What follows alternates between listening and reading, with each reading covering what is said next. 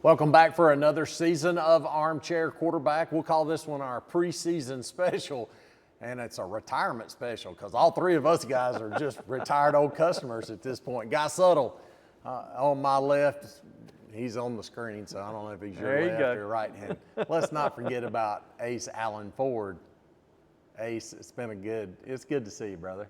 Good to be seen. Good to be seen, I guarantee you. Each week we talk about high school football action in Cleveland County. We'll talk a little Gardner Webb and college football, and maybe even, if we get time, the Carolina Panthers and the NFL. But we got to start this week, obviously, coming off the heels of the Cleveland County Football Jamboree up at Burns High School on Friday night, and obviously issues with the weather, which is just part of the deal this time of the year. Obviously, the Crest Monroe game was cut short, and then the Cordovan Burns game didn't even, and I don't think Cordovan was right, but anyway. It's close enough. Close enough. That game didn't even happen until apparently 4 o'clock on Saturday afternoon, where Burns was able to get that scrimmage in. But needless to say, Shelby and Kings Mountain both got their time in before the storms came on Friday night. And Coach, the tale there of two completely different situations. I think 52 points scored in the Shelby West Charlotte matchup, right, and like 9 points scored in the Kings Mountain South Meck matchup. Yeah, it was a tale of, instead of a tale of two halves, it was a tale of two quarters,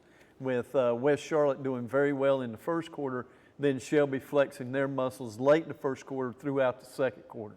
So it was a lot of athletes in that first game with Shelby and West Charlotte.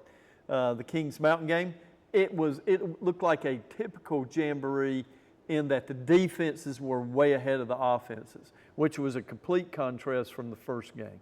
So, and like I say, lightning started flashing off in the distance, and my phone was going crazy. Crest and Monroe, I think they went about 5 or 6 minutes. That was it. Alan, one of the problems, obviously, with that kind of situation is I mean, you dependent on the Jamboree as a tune-up for this coming Friday night, and you get rained out, and it sounds like Burns was able to get their scrimmage in on Saturday, but Crest and Monroe didn't finish, and so, I mean, you basically beat for your fish at that point. Yeah, it's also interesting to see what's your approach to that thing, because, we all go back to the Jim Taylor days, and he would go into a scrimmage, he's got one thing he's looking at, and he's going to run that to death to figure out, and everybody's like, well, why is he not running more stuff? Well, he's trying to find out whether this offensive guard can work or this defensive end is going to work. Now, a lot of coaches now are a little different. They're trying to put in their whole package because offense is so different. You spread out over the field, you want to get matchups and all that, and to do that, you've got to really put in a lot of stuff. So it's interesting to see how it went, because you just never know what a coach is trying to get out of a particular scrimmage. Coach, you're not that far removed from being on the sideline, and of course you coached in the time of more recently with the 7-on-7s and the entire summer, whereas back in the day maybe you didn't get started until August 1st. Now it feels like August 1st is just tagging on to what you've already done for the previous, spring practice and then summer work and 7-on-7, and August 1st is just another bump in the road. So how much difference does it actually make for these guys getting ready for Friday night? The only thing that, and going back to August 1st, it's almost a step back, because it was so weird there toward the end of 7-on-7.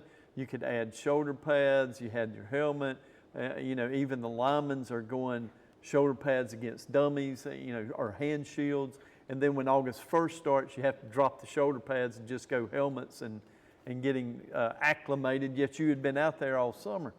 The problem, or the biggest thing that you'll notice during this time period, way back in the day, and you mentioned some former coaches and things, way back in the day, other than weight training and going out and running through some lines, you didn't do a whole lot of anything.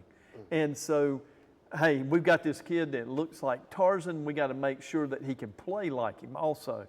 And so scrimmages were big. They were huge. Who's going to shy away from contact? Who's going to make contact? And now it's not like that. It's just a different game completely, in that the ball's in the air all the time.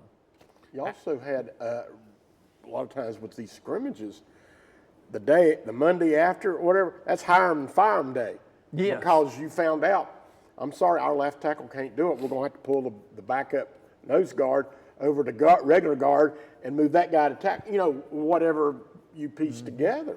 And so that's one of the things that when you have weather is messing up these big scrimmages, you can leave you behind a little bit.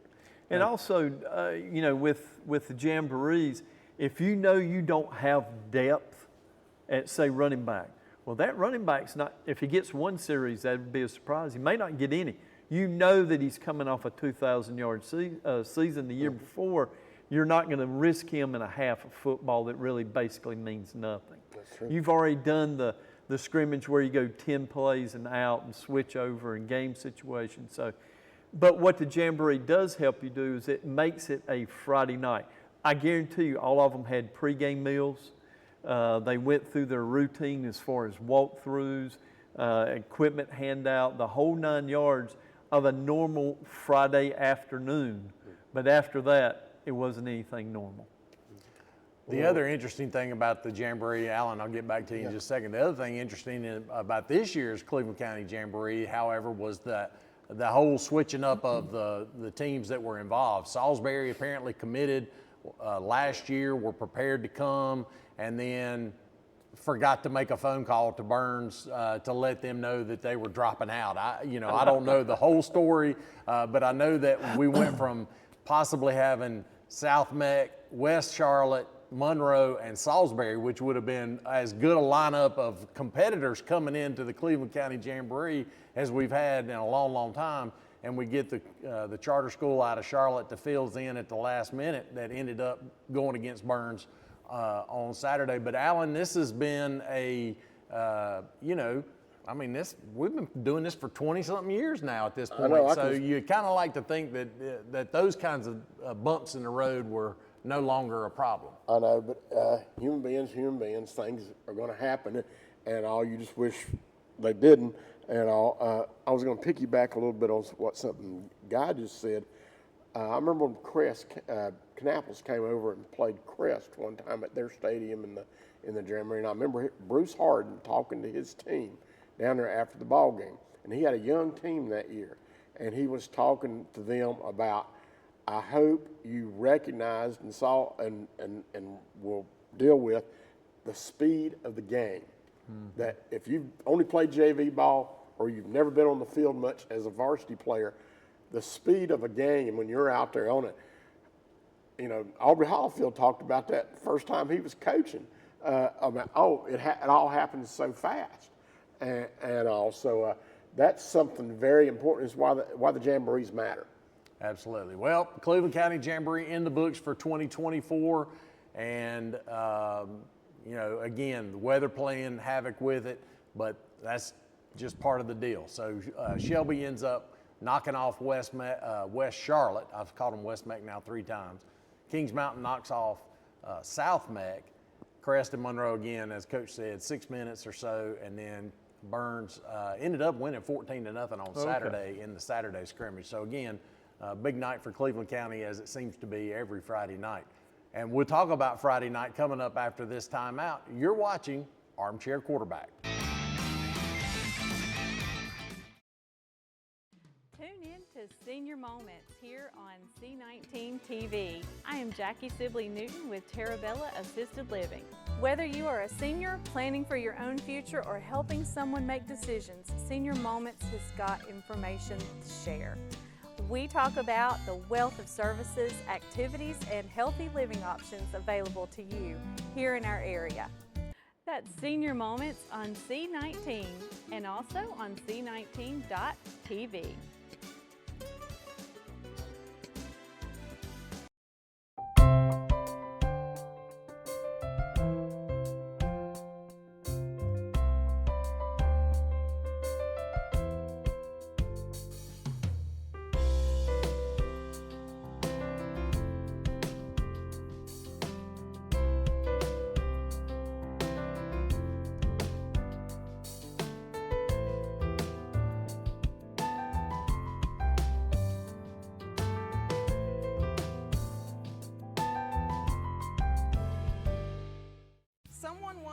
said that without music, life would be a mistake. And that's how we feel here on Face the Music. Hi, I'm Summer Castle-Keever, and I'd love for you to join me each month on our new program, Face the Music, which airs on C19 TV and C19.tv.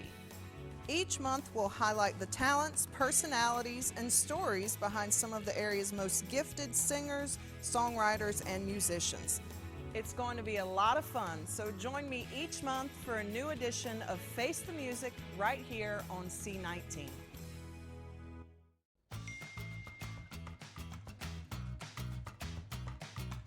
Probably not. I have to study for my exams next week, and my dad would kill me. I can't make it. I've got a big game tomorrow night. I want to make sure I'm in good shape.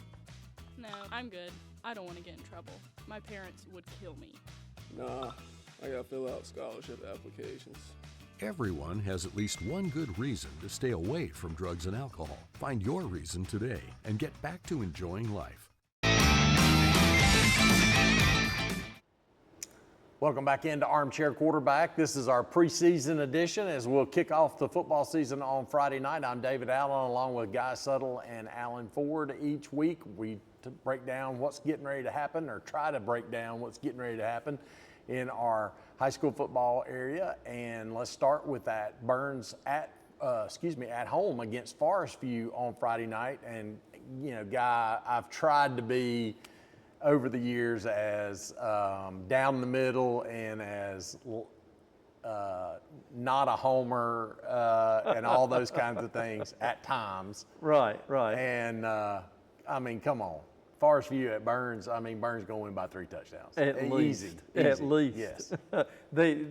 Forest View's going to go into this game hoping, I know this sounds crazy, hey, fellas, our goal tonight is to get 4 first downs.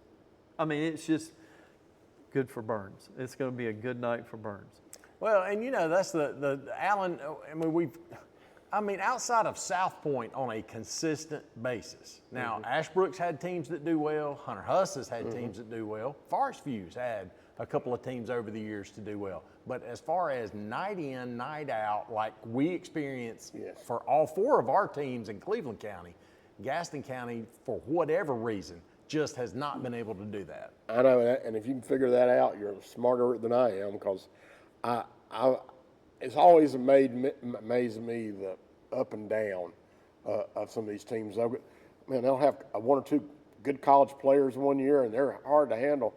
The next year, you think you're playing a JV team. Yeah. So the one thing with Burns and Forest View playing Friday night, I think you're going to see the Burns defense really have a field day. I just think they're going to hit Forest View, and Forest View's just going to be, what was that? Well, Coach, and part of the reason why Burns may absolutely do that is we'll have a new quarterback on Friday night in terms of, Ben Mooney's gone. He's been their 3.5 year starter up there. And so there will be a new look for the Bulldogs on Friday night. Yes, and it's just going to be a different, and it may look like a little different offense too. I think that they'll be a little more run oriented, a little more ball control. We know that they're going to play great defense. Burns is going to play great defense. And so the points may not be up like they were in last couple of years, but the ball control and time of possession, things of that nature, is definitely going to be in Burns' favor. All right, so Bulldogs open at home against Forest View up in Lawndale on Friday night, Ron Green Stadium. Coach Devine will have the guys ready to go, and just like we won't talk about Crest, but Burns breaking in that new press box that they built, and Crest will have to wait a week before they can break theirs in. But Alan, you've experienced this next one a few times over the years, the Battle of Buffalo Creek, Friday night, Shelby and Kings Mountain. You took my line there, because it wasn't officially on the schedule until Dan Greer would use that line, the Battle of Buffalo Creek, because he said it every other sentence that week. And this little bit of a side, we used to have a guy that would call him or call me, did not like that, and would call and raise Cain with us over using that. And I was like, I didn't name it. It was there long before I ever showed up. And Dan, and we and Dan used to laugh about that. and all, but it's the only game in the county that's got a name, as far as I know. Absolutely. Well, what are your thoughts on the said Battle of Buffalo Creek? You know, the last 6 to 8 years has turned back into a really, really good hard-nosed rivalry. Shelby dominated it for so long. You'd have 1 or 2 years where Kings Mountain did well, then Shelby would have a 6 or 8 year stretch where they just were dominant. And I think it's good for Cleveland County football when, when everybody on a given night in this county can knock the other one off, and Kings Mountain's been pretty strong the last couple of years and play a real physical brand of football. And Shelby's going to have to show you that they can spread the field, get those matchups, burn them with that running game, that slip handoff when they're in their spread formation, and all, because sometimes Kings Mountain is so physical up front, they're hard to move. And Alan brings up a good point, Coach. 2 years ago, of course, you play every other year at home. So 2 years ago at Shelby, and this game is at Shelby on Friday night, Kings Mountain won for the first time since Aubrey Hollifield. You mentioned Coach Hollifield earlier. Since Aubrey, or you did, one of you mentioned Coach Hollifield, played for Kings Mountain back in the 1986 football season. Right. It's the first time he'd come to Shelby and won. Yeah. And that's what Alan's point was, though. Here in the last few years, it's kind of gotten back to more of a, hey, any given kind of Friday type of situation. But for a long time, the Golden Lions definitely dominated the series. Yeah, and Friday night, you might want to give the edge. Certainly, they're playing at home. We know what that means. We used to laugh at that would roll out that golden helmet, and that was 7 points right there in your favor. The other part of that is Lamb Farmer, and in that he is the only returning starting quarterback, correct me here, in the county. Yep. So home games are going to be at a premium. I think that helps in Cleveland County. It's not necessarily a determining factor, as you just mentioned, but it certainly helps. And but yeah, I think Shelby, you got to give them a little more nod this Friday night, simply because in these offenses of today, the quarterback being back and just a junior, so they got to face this 2 more years, this Friday night and next year. I would give the edge to Shelby in that they're playing at home and that they have a returning quarterback. Alan, he mentions Lamb Farmer returning at quarterback for the Golden Lions, but one of the keys for Lamb was Isaiah Bridges, and Isaiah graduated at ETSU now, and so that's one of those kind of players that you just don't replace immediately with whoever was backing him up last year. And I think they might be replacing him by committee this year, in the sense that, until you find the guy that you can zip a 5-yard pass to, he can break that tackle and turn it into a 20-yard game, which Bridges did every other catch. It seemed like until they find that guy, they're looking. And they'll be spreading the ball around a little bit more, I think. Well, I didn't get a chance to see the Forest Hills game last year in the playoffs, but I know that on consecutive possessions, he took a 5-yard pass and went 80 yards back to back. Yeah. So that's the kind of talent that is going to be difficult to replace, no doubt about it. But the Battle of Buffalo Creek, Friday night at Shelby High School, 7:30 is the start time. Up at Burns as well, Forest View at Burns, 7:30.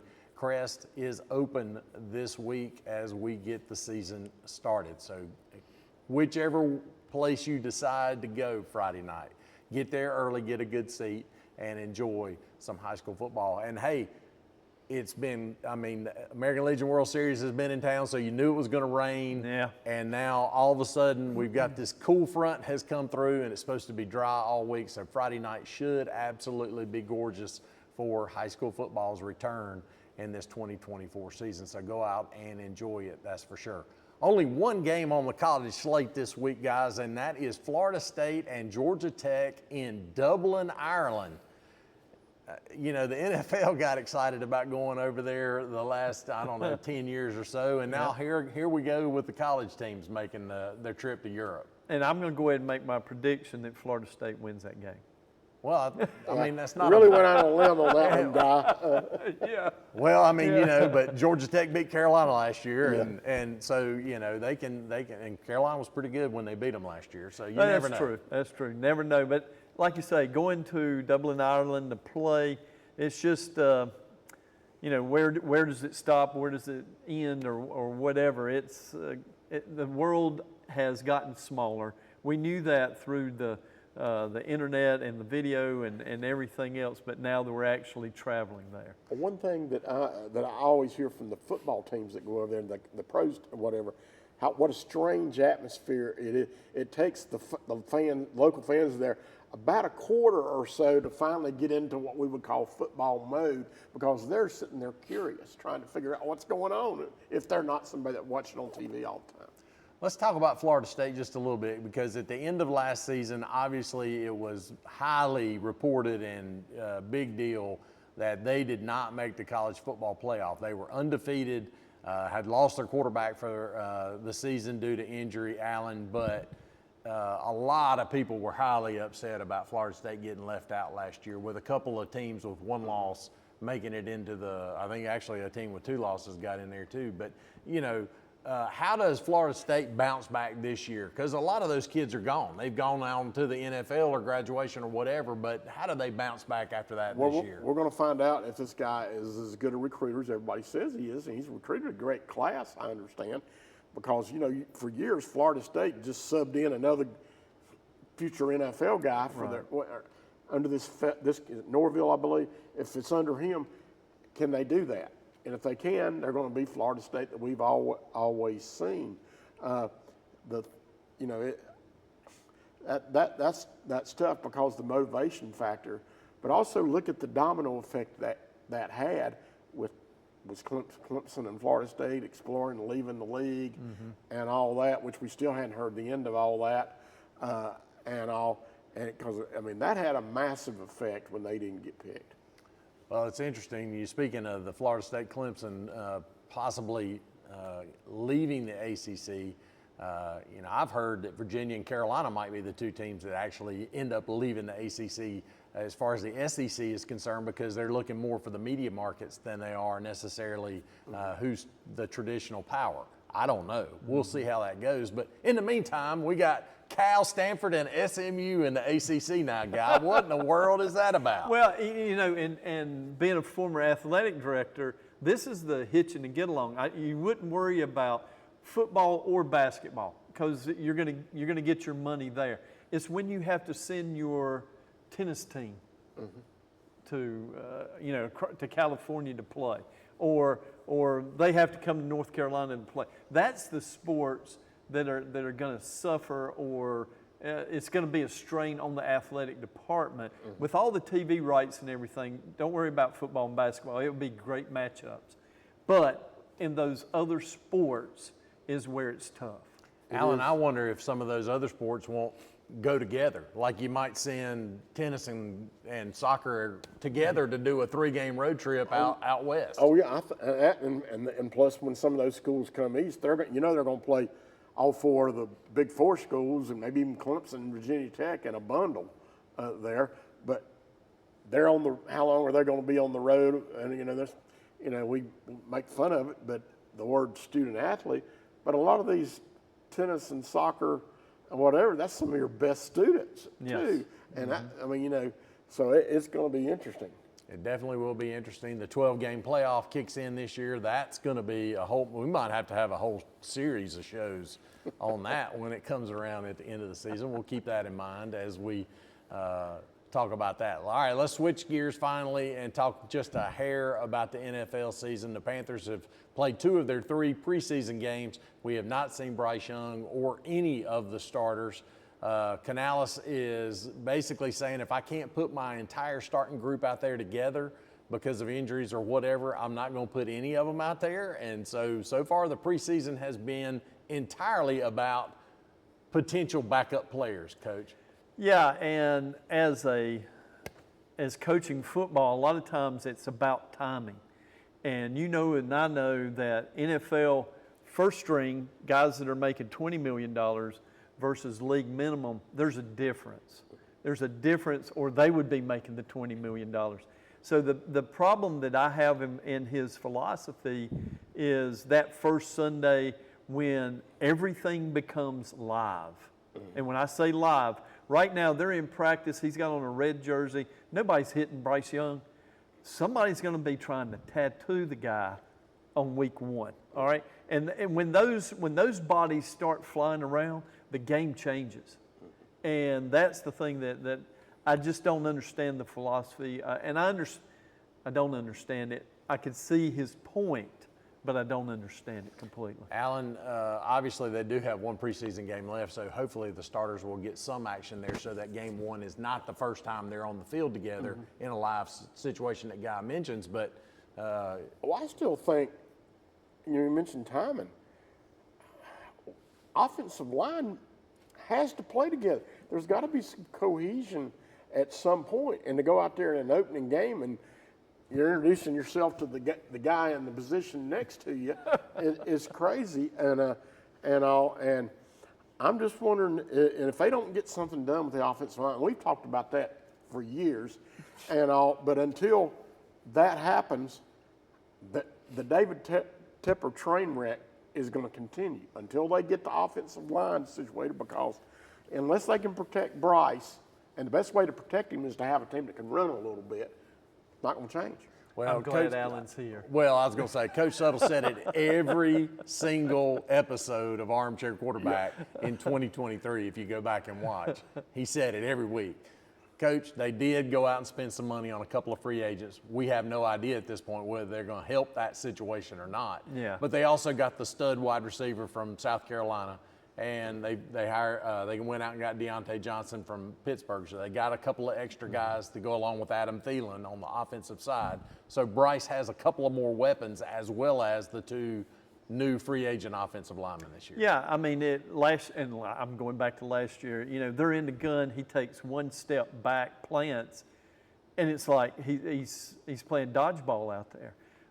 So hopefully this year, give him 2.5, maybe even 3 seconds to go through his progressions is going to solidify the offense a little bit more. It's not going to be 3 and out, defense goes, 3 and out, defense goes. I mean, the time of possession was just ridiculous last year. Well, and the defense honestly played well enough for them to win a good number of ball games last year, and they've, got rid of Brian Banks, who was their best player on defense. Freddie Luvu, one of their better linebackers, is also not back. So not sure how the defense will be this year. Hopefully the offense, though, will be much improved. And so maybe that'll balance out just a little bit. Hey, the good news is if they finish last in the league again this year, they will have the number 1 draft pick in the draft next year, where they didn't have it this year. Hey, we got a lot more to talk about as this season's going to roll on, but let me remind you again, get out there and see a high school football game on Friday night. Got Forest View at Burns, you got the Battle of Buffalo Creek, Kings Mountain at Shelby. It's going to be a good weekend for Cleveland County football action, and we'll see you right here next week on Armchair Quarterback.